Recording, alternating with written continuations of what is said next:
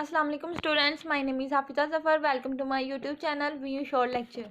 तो कैसे सब स्टूडेंट्स, उम्मीद करते हैं सब खैरियत से होंगे।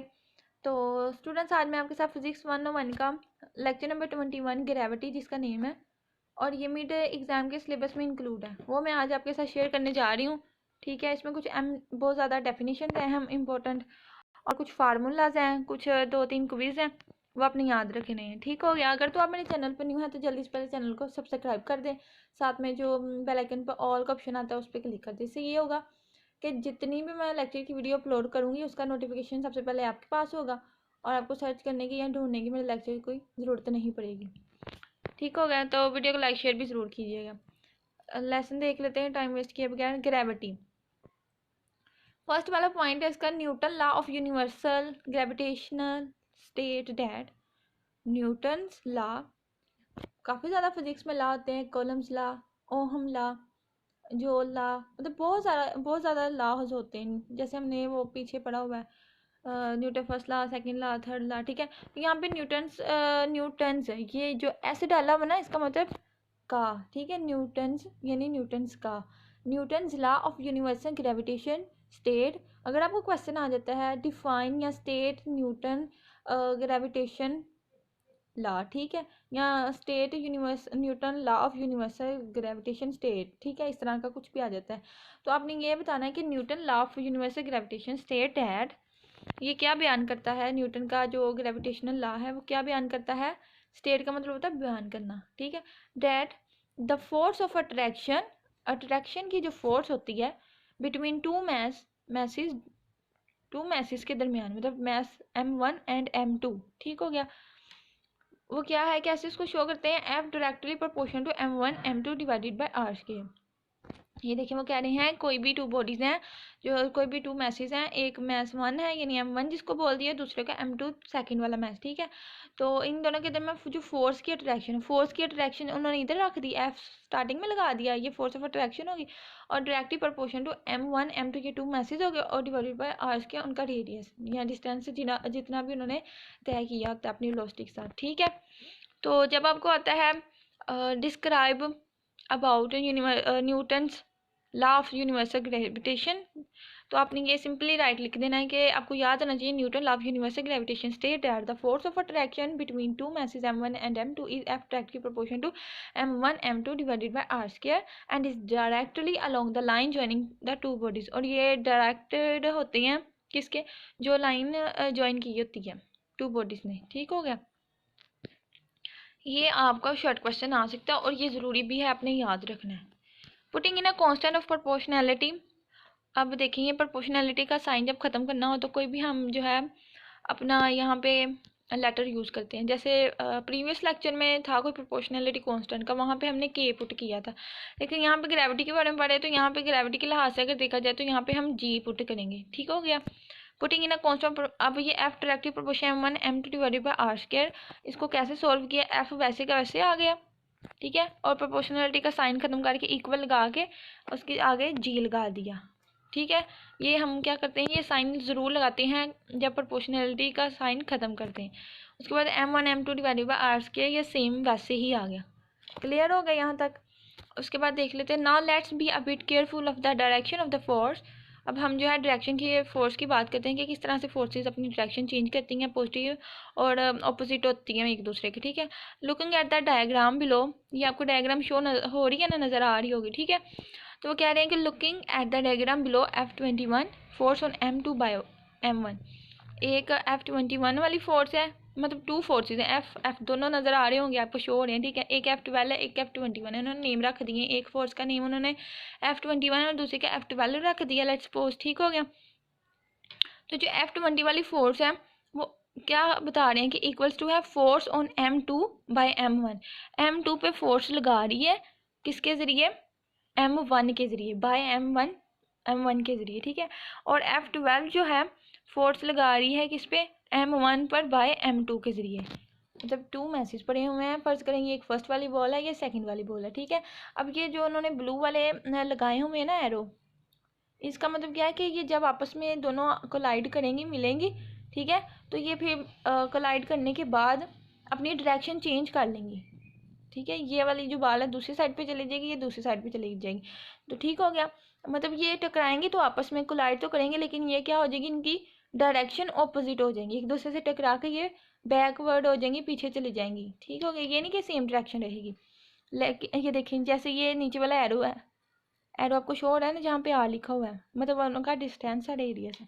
तो ये जब टकराई आपस में, दो ब्लू जो हमारे पास एरो हैं, जब ये आपस में टकराई, टकराने के बाद ये बैक हो गई, अपनी अपनी डायरेक्शन उन्होंने चेंज कर ली, सिमत चेंज कर ली। तो ये जो एरो है यही शो कर रहा है कि ये वाली जो बाल है M2 वाली वो उधर को चलेगी, और जो एरो इधर को है साइन शो हो रहा है, इसका मतलब ये कि ये वाली बाल इधर को चलेगी, मतलब मैसेज दोनों की डायरेक्शन क्या ऑपोजिट होगी।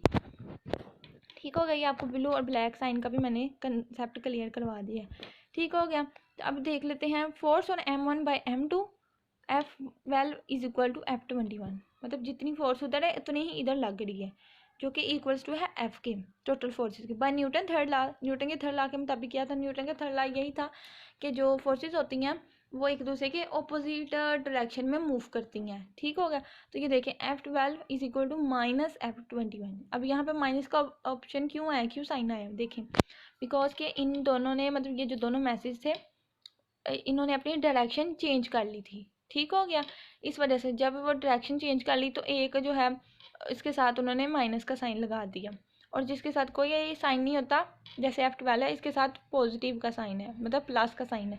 ये आपको पता होगा हमेशा से, जो मैथ वाले स्टूडेंट्स हैं छोटी क्लासेस से पता होगा, सबको पढ़ते आ रहे हैं कि जो F जिसके साथ कोई सिंबल नहीं होती उसके साथ पॉजिटिव का जो है ऑप्शन ज़रूर होता है। तो ये प्लस है यहाँ पे शो नहीं हो रहा, लेकिन हमें पता होना चाहिए कि जिसके साथ कोई साइन नहीं होता उसके साथ पॉजिटिव का साइन होता है। ठीक है, और यहाँ पे नेगेटिव, तो ये क्या है, एक दूसरे के एक के साथ पॉजिटिव है, एक के साथ नेगेटिव है। ठीक है, तो इनकी क्या होगी, डायरेक्शन चेंज हो गई थी, इस वजह से इन्होंने ऑपोजिट हो गए, ये दोनों फोर्सेस एक दूसरे के ऑपोजिट हो गई। क्यों ऑपोजिट हो गई, देखिए एक का माइनस साइन है, एक का प्लस साइन है, यहाँ से एक पॉइंट की ऑपोजिट है, दूसरा यहाँ से जब वो आपस में कोलाइड की तो वो बैक हो गई दोनों, उसने अपना रास्ता चुन लिया और उसने अपना रास्ता दिया। ठीक है, तो डायरेक्शन उनकी चेंज होगी। ये हो गया, यहाँ से क्लियर हो गया आपको। अभी तक जो मैंने आपको स्टूडेंट्स बताया न्यूटन का यूनिवर्सल ग्रेविटेशन लॉ, ठीक है, तो ये आपने उसकी डेफिनेशन में लिख देना है यहाँ से जो करने वाला। देन उसके बाद आपको ये एक्सपेरिमेंट दिया हुआ था कि फोर्सेस जो हैं ये अपोजिट क्यों होती, कैसे होती हैं, तो इस तरह से होती हैं। ठीक हो गया, और इसमें से कुछ भी नहीं करने वाला, एक्सपेरिमेंट था आपका। ये सेकंड वाला देख लेते हैं। The gravitational constant ji is very small quantity. आपने ये क्विज याद रखना है कि जो ग्रेविटेशन कांस्टेंट है, जो जी होता है वो ग्रेविटेशनल कांस्टेंट होता है, और इसकी वैल्यू जो है बहुत ज़्यादा स्मॉल होती है। आपको आ भी सकता है क्विज में कि the value of gravitation constant ji is very low, very small, very high, या कुछ भी। ठीक है, 4 ऑप्शन दिए थे, तो अपने याद रखना है इसका वेरी स्मॉल था।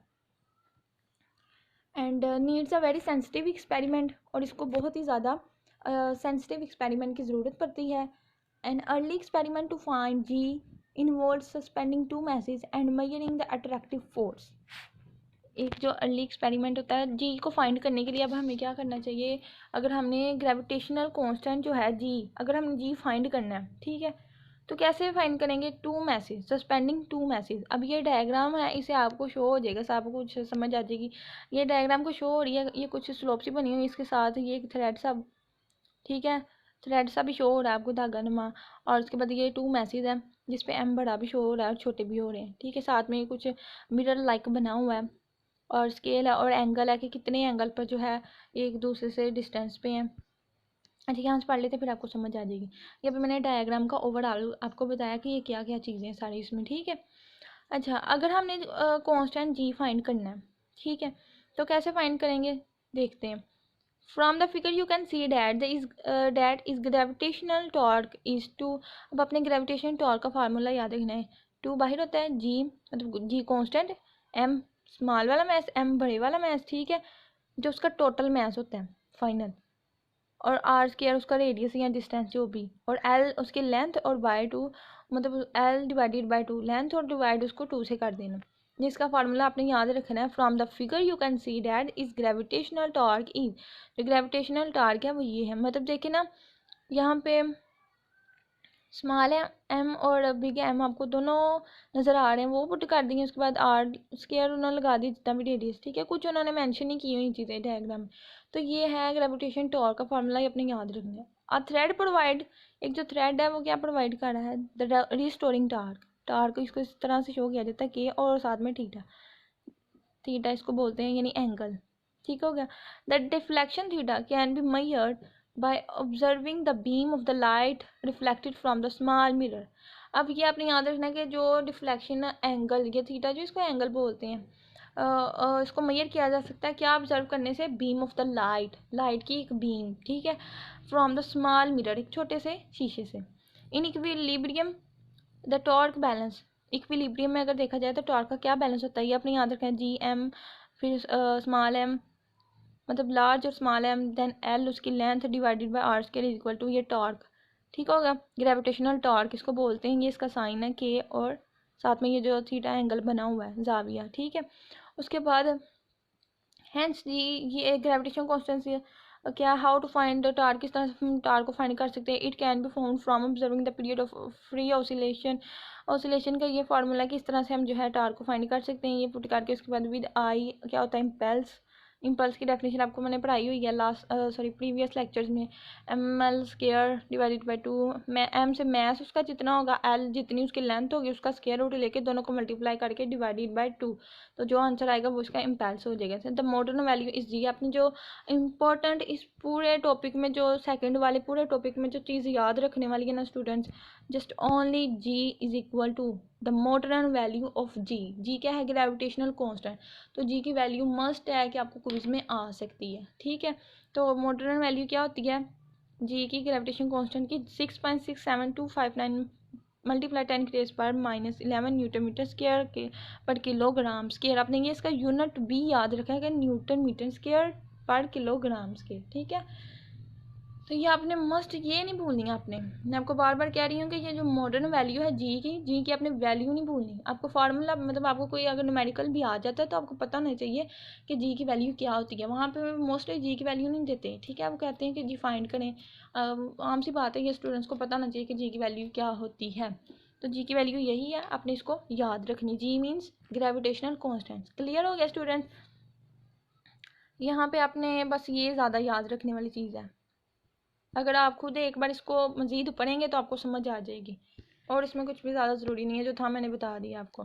उसके बाद the magnitude of the force, एक फोर्स का magnitude with which the earth attract of a body of mass M, जो कि एक बॉडी, एक मैस बॉडी का मैस है, ठीक है, a body of mass M, एक बॉडी है कोई भी, उसका मैस एम है, वो अट्रैक्ट कर रहा है एक अर्थ के साथ, देखे ना, with force with which the earth attract, जिसमें अर्थ जो ज़मीन अट्रैक्ट करती है एक बॉडी ऑफ मैस एम, एक बॉडी की मैस एम के साथ, in towards its centre, इसके सेंटर पोजीशन में इज, वो क्या है, F is equal to G M, M E का मतलब क्या है, एम का मतलब मैस, कौन सा मैस, अब ये कौन सा ई उन्होंने इसलिए लगाया हुआ है कि ई का मतलब होता है अर्थ, ई जो है अर्थ जो है, अर्थ का जो वर्ड है वो ई से स्टार्ट होता है, ठीक है, तो ई जो उन्होंने लगा दिया एम के साथ, मतलब मैस ऑफ अर्थ हो गया, और आर ई का मतलब आर रेडियस, और ई किसका, अर्थ, रेडियस ऑफ अर्थ, जमीन का रेडियस और मैस अर्थ का मैस, ठीक हो गया।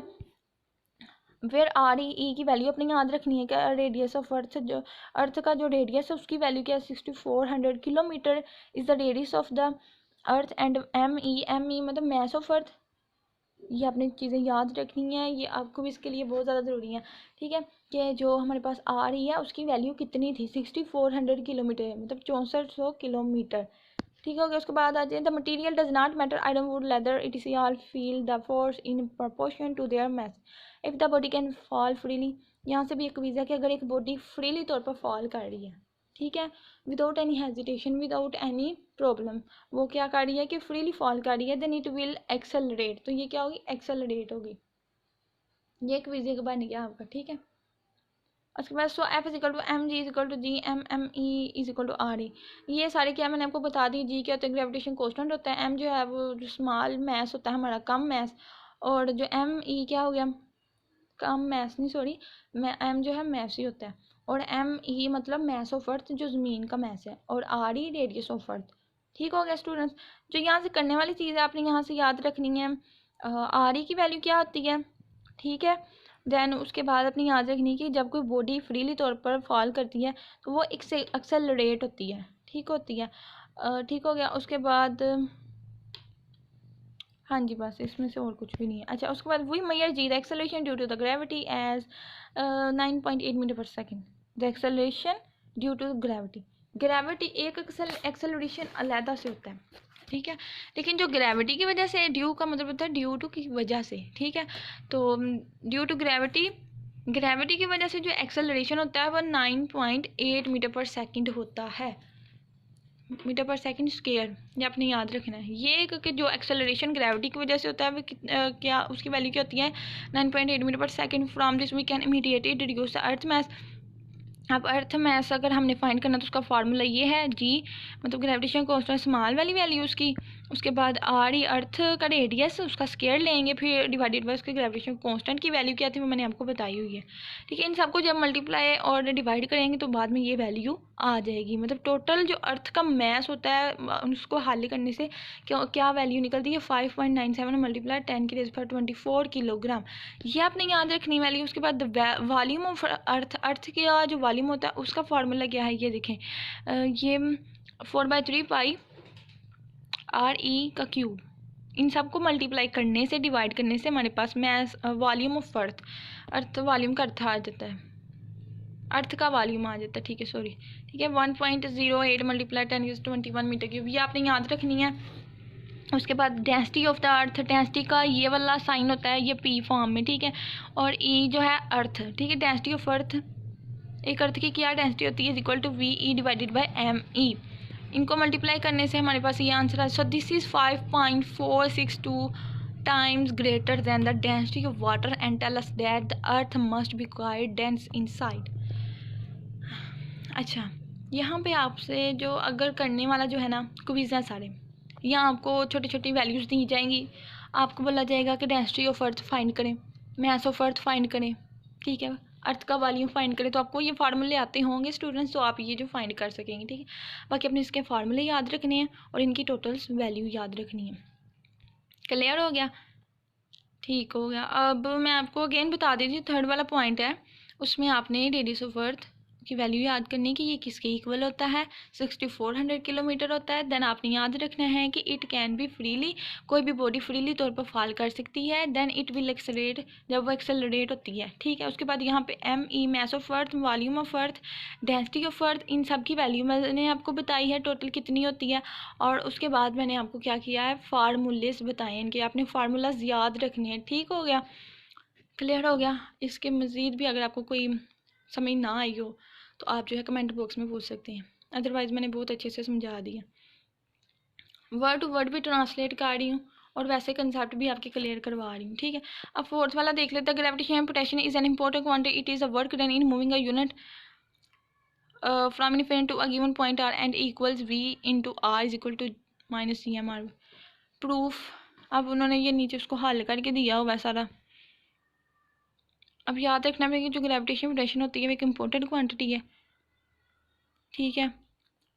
और आपने पता क्या करना है, ये फोर्थ वाले पॉइंट को आपने अपनी कॉपी पेंसिल लेनी है, ठीक है। उसको पहले आपने लिखना B into R is equal to minus D M divided by R. फिर आपने ये प्रूफ जो नीचे दिया हुआ है इसको हल करते जाना। जब आप इसको हल करेंगे ना, सॉल्व करेंगे, आपको खुद ही समझ आती जाएगी, ठीक है। और आर का क्या मतलब होता है, देखें, आर ये वी के बाद ब्रैकेट में आर, आर का मतलब होता है रेडियस, मतलब उसका डिस्टेंस, फासला, ये भी मतलब होता है। इस वजह से उन्होंने आर की जगह डी लगा दिया और जब वो अंदर मल्टीप्लाई हुआ तो डी वी बन गया, ठीक है, is equal to minus F D R. फिर आगे ये सारा यहाँ से जो ना करने वाला में भी आ जाए आपको, लेकिन मेरे ख्याल से नहीं लगता कि इतना ज़्यादा हल करने वाला आएगा, ये साइंस वगैरह आएंगी, ठीक है। तो बस एक दफ़ा आपने इसको ना देख लेना। 5 वाला पॉइंट है, using the above formula let us calculate the change in potential energy value. अब याद रखना है कि हमने अगर कैलकुलेट करनी है पोटेंशियल एनर्जी, अगर हमने पोटेंशियल एनर्जी कैलकुलेट करनी है, डेल का मतलब होता है ये जो एंगल आपको नज़र आ रही है ना, ट्रायंगल बनी हुई, ठीक है, इसका मतलब होता है चेंजिंग, तब्दीली, डेल इसको बोलते हैं। यू मतलब कोई भी वेलोसिटी वगैरह में, ठीक है। तो अगर आपने कोई पोटेंशियल एनर्जी है उसमें चेंजिंग आ रही है तो उसको हम किस तरह से कैलकुलेट करेंगे, देखें ना, यूजिंग द अबव फार्मूला। अब ज़्यादा फार्मूला यूज़ करते हैं हुए हम देखते हैं कि लेट अस कैलकुलेट, आइए हम कैलकुलेट करते हैं the change in potential energy. Potential energy में जो चेंज आता है वो कैसे कैलकुलेट करते हैं वो आप देखेंगे, ठीक है। where we raise a body of mass m to height h above the earth। तो ये वाले फार्मूलाज लगते हैं जब हम पोटेंशियल एनर्जी को सोल्व करना हो, ठीक है। डेल यू वही potential energy is equal to G M M into 1/r_e। r_e क्या होता है, radius of Earth minus 1/r_e radius of Earth plus h, जितनी उसकी हाइट होगी, ठीक है, जितना उसका डिस्टेंस होगा। तो आपने फार्मूलाज में सारी वैल्यूज जो है पुट कर देनी है तो आपका आंसर आ जाएगा। अब अगेन कैसे ये हल हुआ इसका, जी और ग्रेविटेशन कांस्टेंट m, फिर उसका फिर छोटा स्मॉल m, उसके बाद इंटू 1 माइनस, बस ये पूरा फार्मूला ही आपने याद रखना है। इस तरह से आपने फर्स्ट वाले फार्मूले में वैल्यू कन्वर्ट करनी, देन अपने सेकंड वाले में 1 plus H divided by R E वाले में, देन सेकंड आपने, ठीक हो गया। उसके बाद और इसमें कुछ भी ज़्यादा नहीं ज़रूरी, जो होता है मैं हाईलाइट कर देती हूँ, ठीक है। 6 वाला, we can use the expression for potential energy and the law of conservation of energy to find the minimum velocity needed for a body to escape the earth's gravity far away from the earth. The potential energy is zero and the smallest value of the kinetic energy is zero। आपने याद रखना है कि जो ये requiring that kinetic energy plus potential energy, R is equal to R, ये छोटा are भी रेडियस है और बड़ा भी वही है, ठीक है, लेकिन थोड़ी सी चेंजिंग है।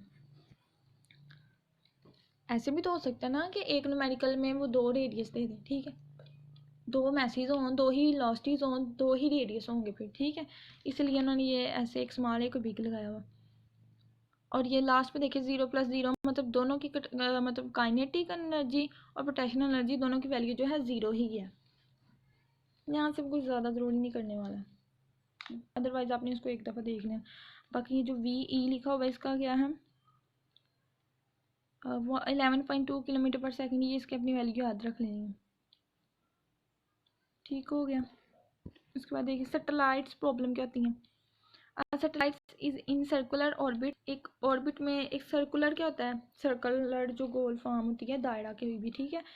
Satellite is in circular orbit, circular orbit में एक सैटेलाइट्स है कोई भी, ठीक है, over the earth surface. The condition for equilibrium, equilibrium के लिए क्या कंडीशन होगी, ये सारी इक्वेशन होगी mv0 square divided by r is equal to G m divided by r square. बस आपने ये खुद याद रखनी है कि अगर इक्विलिब्रियम के लिए कंडीशन हो, अगर कोई सैटेलाइट्स पड़ा हो एक सर्कुलर ऑर्बिट में, तो इक्विलिब्रियम में उसकी क्या कंडीशन होगी, क्या उसके लिए हम इक्वेशन यूज़ करते हैं। तो ये वाली सारी इक्वेशन यूज़ करते हैं जो मैंने हाईलाइट की हुई है इफ़ से पहले, ठीक है। If r is the earth radius, ये बताया भी है ना कि r जो है, r ही जो होता है वो अर्थ रेडियस है अगर, ठीक है, एंड h जो है is the height of the satellites, satellites की हाइट है अबव द ग्राउंड, एक ग्राउंड की, ठीक हो गया। उसके बाद then r is equal to r plus h hence हुई। आपने पता क्या करना है, कॉपी लेनी है, पेंसिल लेनी है, ठीक है, लेके पहले ये तरतीब से लिखना है, अरेंज से लिखना है ये सारा, कि the condition of for equilibrium for a satellite, वो वाली इक्वेशन, ठीक हो गया, ये जो MVs के। देन आपने पता क्या लिखनी, फिर सेकंड पॉइंट बना अपने ना, r इज अर्थ रेडियस, यहाँ से तो ये वाली वैल्यू होगी r is equal to r plus h, hence v is equal to v0 is equal to G M divide by ये वाली फॉर, इसके लिए जो अगर h जो है ग्रेटर देन होगा r से, तो वही कहने के अप्रोक्सीमेट, तो ये वाली हम यूज़ करेंगे। We can easily calculate the time for 1 complete revolution, तो पूरे एक रेवोल्यूशन को, पूरे एक सर्कल को, पूरे एक उसके चक्कर को कंप्लीट करने के लिए जो टाइम होगा वो कितना होगा, t is equal to 2 pi divided by omega, ठीक है। तो 2 pi is equal to r। ये सारे जितने भी फार्मूलेज हैं ना स्टूडेंट्स, आपके एग्ज़ाम से पहले एक दिन में इनके लिए वीडियोस बनाऊंगी, ठीक है, जिससे आपको पता हो। या फिर नेक्स्ट लेक्चर में इंशाल्लाह मैं क्या करूँगी कि इन सारे जितने भी फार्मूलाज होते हैं, डायमेंशन होती हैं, यूनिट्स होती हैं, जितनी भी क्वांटिटीज़ हैं, ठीक है, लाइक मैस जो भी है, लेंथ, ETC, प्रेशर वगैरह, पास्कल, इन सब के मैं फार्मूलाज, यूनिट, डायमेंशन बना के, ठीक है, वो एक इधर लेक्चर में आपके साथ शेयर करूँगी। उनकी पिक्स जो है इधर साथ अटैच कर दूँगी ताकि आपको परेशानी ना हो। पेपर्स के जिस दिन आपका पेपर हो आप जो है देख लें एक दफ़ा। ऑल का मतलब होता है तमाम जितनी भी डायमेंशन वगैरह होंगी हर क्वांटिटी की वो मैं इधर साथ अटैच कर दूँगी। ठीक हो गया, अलग से वीडियो देखने की भी आपको ज़रूरत नहीं पड़ेगी। बाकी ये बस फार्मूले आपने ये याद रखने हैं, अपनी कॉपीज़ के लिख लेने हैं कि ये इसके लिए होता है, ये इसके लिए होता है। ठीक है, और इसमें इतना ज़्यादा हल करने वाला भी नहीं है बिकॉज के पेपर का टाइम भी शॉर्ट होता है, 30-40 मिनट होते हैं, इतना ही होता है ना। तो आपने क्या करना है कि अहम चीज़ें को भी याद रखनी है और डेफिनेशन याद रखनी है। अब 8 वाला पॉइंट है, what is the total energy of satellite. एक सैटेलाइट की टोटल एनर्जी कितनी होती है moving in a circular orbit around the earth. ये क्वेश्चन पूछा हुआ है। Clearly it has two parts, kinetic and potential energy. उसके बाद है remember that the potential energy is negative. अपनी याद रखनी है कि जो पोटेंशियल एनर्जी होती है वो नेगेटिव होती है, सो कि E is equal to kinetic energy plus potential energy is equal to 1/2 mv0 as we say earlier, and therefore E is equal to not that the magnitude of the potential energy is larger than the kinetic energy। और इसमें ये MCQs हैं, आपने याद रखने हैं। Remember that the potential energy is negative. जो potential energy होती है वो नेगेटिव होती है। ठीक है, और ये भी आपने याद रखना है कि note that the magnitude of the potential energy larger than the kinetic energy. If it was not, अगर ये नहीं है larger, the satellite would not be found on the. तो सैटेलाइट है वो अर्थ पे नहीं फाइंड होगा। ये दोनों चीज़ें आपने इसमें याद रखनी है। अच्छा 9 वाला देख लेते हैं। A famous discovery of the astronomer Johan Kepler from 300 year azo. 300 साल पहले की बात है कि एक डिस्कवरी की थी, किसने की थी? एस्ट्रोनॉमर जोहन ने। कैल्पर इसका नेम था। क्या कहा था उसने? Says that the line joining a planet to the sun sweep out equal area in equal interval of time. We can easily see this from the conservation of angular momentum called del A. A क्या है इसका? Area, यानी area में changing. The area swept out in time del T. Then from the diagram below you can see that divide this by del T and then take the limit where it become very small. ये देखें, ये diagram आपको हो रही है। ठीक है, ये कोई भी सर्कल है, फर्स्ट करें ये कोई भी सर्कल है। ठीक है, इसमें जो अपना एक मैस है, ये एम आपको शो नज़र आ रहा है ना, एम, ये बॉडी छोटी सी और मैस। अब ये मैस है, हमारे पास कोई भी बॉडी है, इसने अपना एक सर्कल कंप्लीट करना है, एक चक्कर इसने अपना कंप्लीट करना है। ठीक है, जब ये कोई भी बॉडी एक जगह से दूसरी जगह मूव करती है तो वो अपनी वेलोसिटी के साथ करती है। ठीक है, ये भी आपको पता होगा। और वो चेंज करती है अपनी वेलोसिटी, पहले कुछ और होती है, फिर जब वो एक जगह से दूसरी जगह जाती है तो उसकी वेलोसिटी चेंज हो जाती है। तो यहाँ से जो आपको करने वाला है ना, आपने बस एक साइंटिस्ट का नेम याद रखना है कि जिसने ये वाली सारी चीज़ डिस्कवर की थी कि एक प्लैनेट है कोई भी, ठीक है, to the sun sweep out equal areas in equal interval. तो कोई भी बॉडी जैसे कि ये मैस है, ये अपनी इक्वल एरियाज में इक्वल इंटरवल ऑफ टाइम में अपना टाइम जो है कवर करेगी। ठीक है, ये अपने बस साइंटिस्ट का नेम याद रखने की इसने ये चीज़ डिस्कवर की थी।